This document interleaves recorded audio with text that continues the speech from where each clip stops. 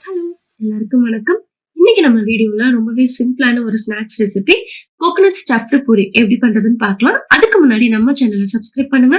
கூடவே bell ஐகானையும் click பண்ணுங்க. அப்பதான் நான் புது வீடியோ போட்டா உங்களுக்கு உடனே நோட்டிபிகேஷன் வரும். வாங்க இந்த கோகனட் ஸ்டஃப்டு பூரி எப்படி பண்றதுன்னு பார்க்கலாம்.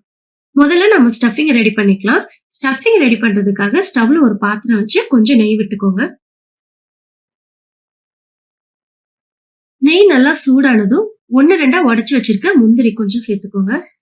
உங்களுக்கு எந்த அளவுக்கு தேவையோ அந்த அளவுக்கு சேர்த்துக்கலாம். நான் வந்து ஒரு கைப்பிடி அளவுக்கு முந்திரி சேர்த்திருக்கேன். உங்களுக்கு இன்னும் விருப்பமான நட்ஸ் ஏதாவது இருந்துச்சுன்னா கூட அதையும் நீங்க சேர்த்துக்கலாம். வேர்க்கடலை சேர்த்துற மாரி இருந்துச்சுன்னா, முன்னாடியே வறுத்து வச்சு அதையும் 1, 2ஆ உடைச்சு நீங்க இந்த டைம்ல முந்திரி வறுபட்டதும் அதையும் சேர்த்துக்கோங்க. ஆனா அத நீங்க முன்னாடியே வறுத்து வச்சிருக்கணும். ஏன்னா முந்திரிக்கு அப்புறம் சேர்த்துனீங்கன்னா வேர்க்கடலை வறுபடாது.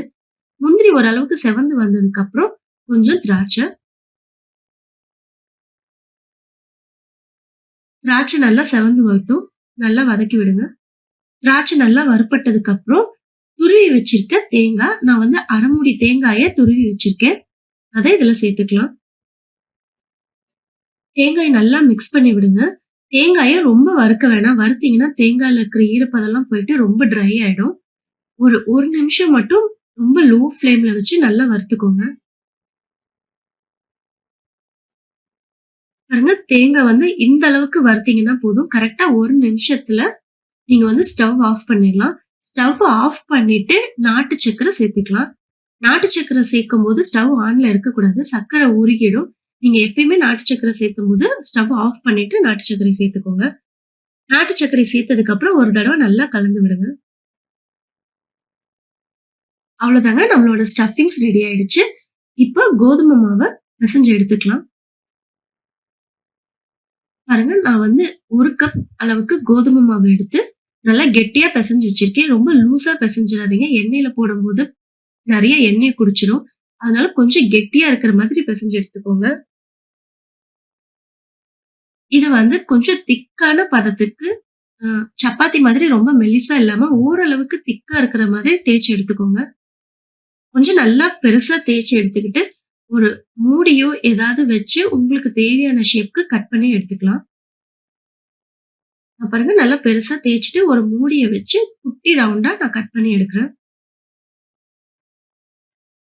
பாருங்க இந்த அளவுக்கு நம்மளோட மாவு வந்து இருந்தா போதும். இத விட பெருசா இருந்துச்சுன்னா, பொரிச்சு எடுக்கிறதுக்கு நல்லா இருக்காது. ரொம்ப குட்டியாவும் இருக்கக்கூடாது. ஒரு மீடியம் சைஸ்ல வச்சுக்கோங்க.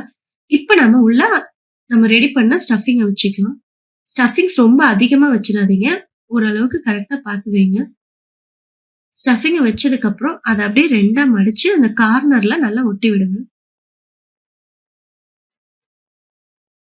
நீங்க அந்த கார்னர்ல லைட்டா ஒட்டுற அளவுக்கு நல்லா பிரஸ் பண்ணி விட்டா போதும்.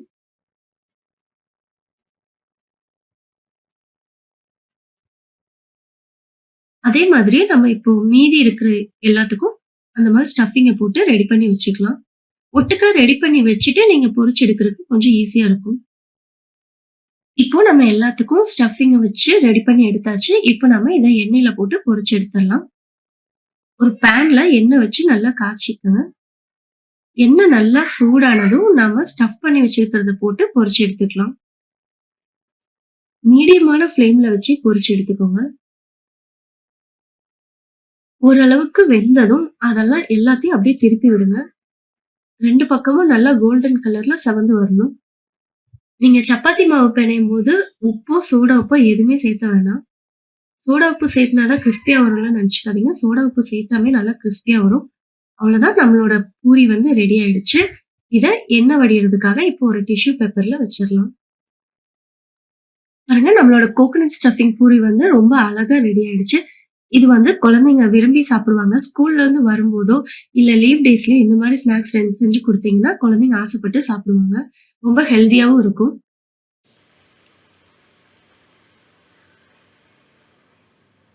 இது வந்து நீங்க எண்ணெயில போட்டு எடுத்து சாப்பிட விருப்பம் இல்ல அப்படின்னு நீங்க நினைச்சீங்கன்னா, இத வந்து சப்பாத்தியாவும் போட்டுக்கலாம். நீங்க ஃபர்ஸ்ட்டு இந்த பூரிக்கு கட் பண்ணீங்கல்ல, அதே மாரியே ஷேப்ல ரெடி பண்ணிட்டு, அது மேல ஸ்டஃபிங்க வச்சு, மேல இன்னொரு லேயர் வச்சு நல்லா பிரஸ் பண்ணி விட்டு, நீங்க வந்து சப்பாத்தியா போட்டு எடுத்துக்கலாம். இதுக்கு வந்து ஆயில் ரொம்ப கம்மியா தான் எடுக்கும். உங்களுக்கு வேணும்னா நீங்க மேல நெய் கூட அப்ளை பண்ணிக்கலாம். இது ரொம்பவே ஆயில் இல்லாம ரொம்ப ஹெல்த்தியான வகையில இந்த மாதிரி கூட நீங்க செஞ்சு சாப்பிடலாம். நீங்க இந்த மாதிரி சப்பாத்தி மாரி பிரிப்பேர் பண்ணி குழந்தைங்களுக்கு ஸ்கூலுக்கு லஞ்ச் பாக்ஸ்ல கூட போட்டு குடுத்து விடலாம். நீங்க ட்ரை பண்ணி பாருங்க. பார்த்துட்டு எப்படி இருக்குன்னு கமெண்ட்ஸ்ல சொல்லுங்க.